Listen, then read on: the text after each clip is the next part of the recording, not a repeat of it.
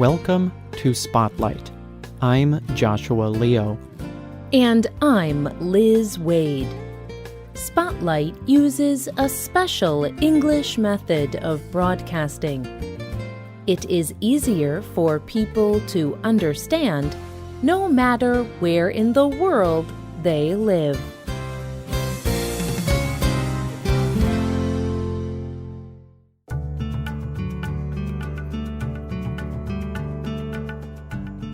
Imagine this situation. You are at home with your small child. It is cold outside, so you have a small electric heater. Suddenly, you hear a scream. You run to your child. She touched the heater. Now she has serious burns on her face and on her hands. What should you do?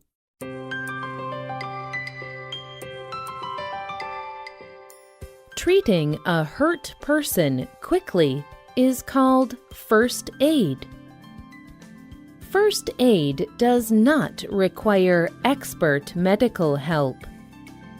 Anyone can learn first aid. Today's Spotlight is the third program in a series on first aid. One of the most common injuries is burns. But the right, quick treatment for burns can make a big difference. Children's interest in the world around them can put them in dangerous situations where burns can easily happen. They may touch hot pans of food. They may play with fire. Adults also experience burns too often. Hospital records show the high number of burn victims each year. So, what should you do if someone suffers a burn? First, look at the burn. Is it a small burn? Doctors say a small burn is about 23 millimeters across. Then, ask the victim, is your burn very painful? Surprisingly, more serious burns are not very painful. If you are dealing with a small, painful burn, it is not serious. You can treat it without a doctor. Put the burn under cold running water for 10 minutes. This is called flushing. It cools the burned area. You may have to flush the burn for longer if the victim still feels pain. Do not use ice. Ice is too cold. It can damage the skin. After flushing, cover the burn. A clean bandage or cloth is good. You can even use a clean plastic bag. Do not use anything that may stick to the burn. The covering is important. It will keep the burn clean. This will help to stop infection. Infection is very serious. It happens when bacteria enter the wound.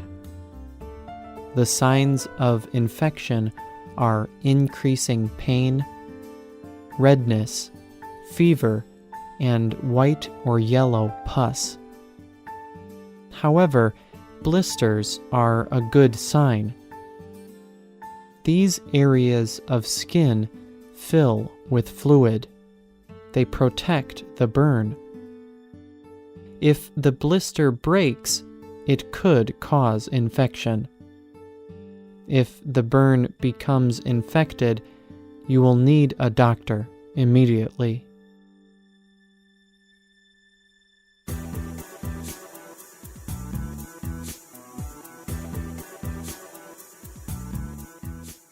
But what if the burn is more serious? If the burn does not hurt the victim, then it is probably more serious. This sounds strange. But burns that take away a person's feeling have damaged the skin and nerves deep down.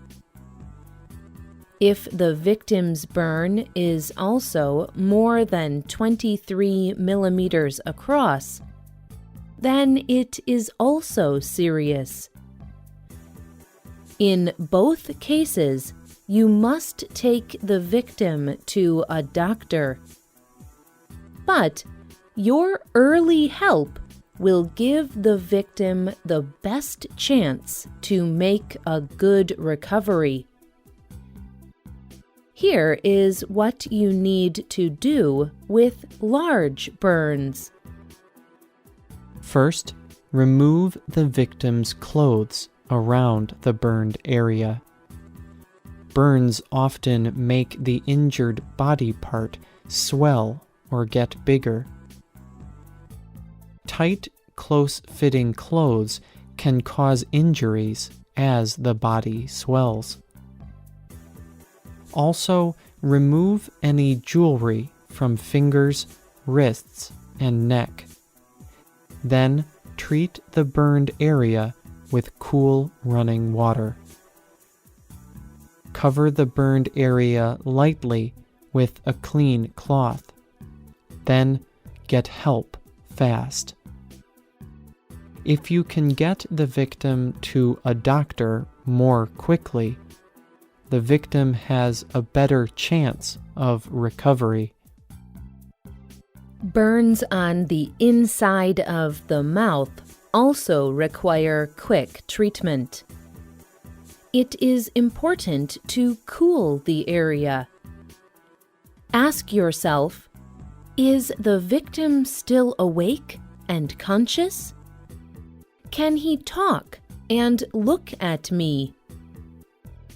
If the victim is conscious, then help him to drink small amounts of cold water. Drinking water will help to reduce swelling in the victim's mouth. However, the swelling may make it difficult for the victim to breathe. If this happens, then go to a doctor.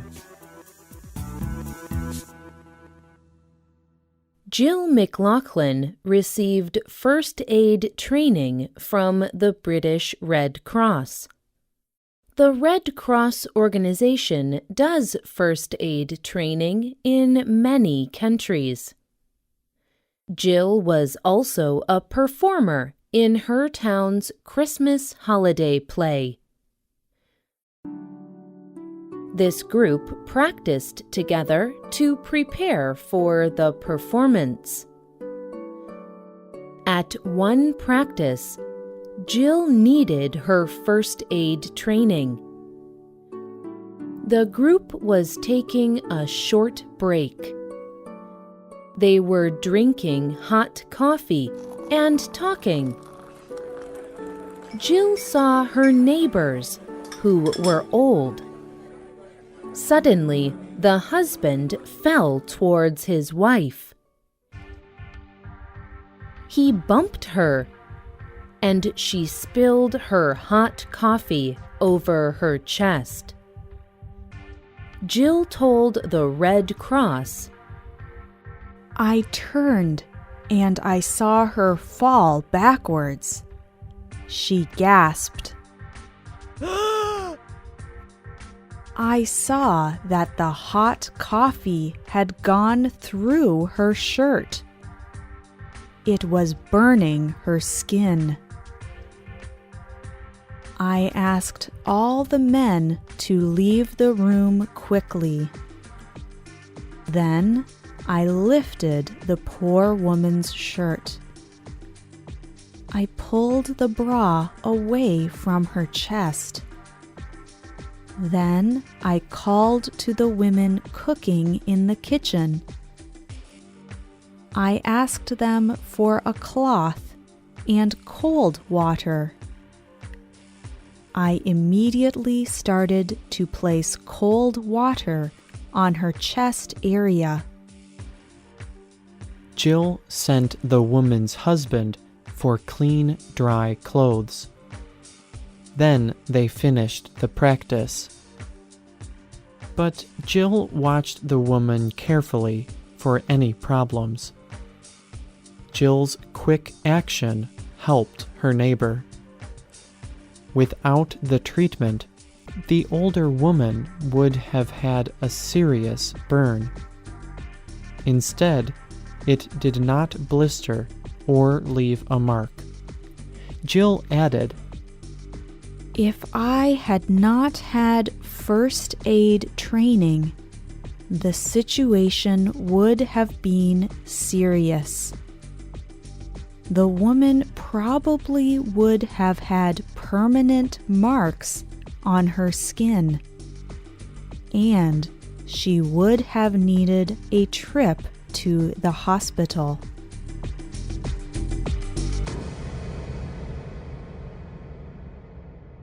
There are many different kinds of accidents. Each of them needs different first aid help. The right, quick action can save a person's life. In another program, we will look at first aid for some other injuries and accidents. If you are interested in first aid, you can learn more.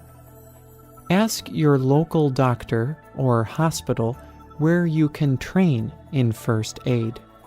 You never know. You could save a life. The writers of this program were Marina Santi and Elizabeth Lickis. The producer was Michio Ozaki. All quotes were adapted for this program and voiced by Spotlight. You can visit Spotlight on the internet. Our address is www.radioenglish.net. There, you can listen to this program again and read it at the same time. This program is called First Aid Burns. The website also has many other Spotlight programs about first aid and links to more information about first aid treatment.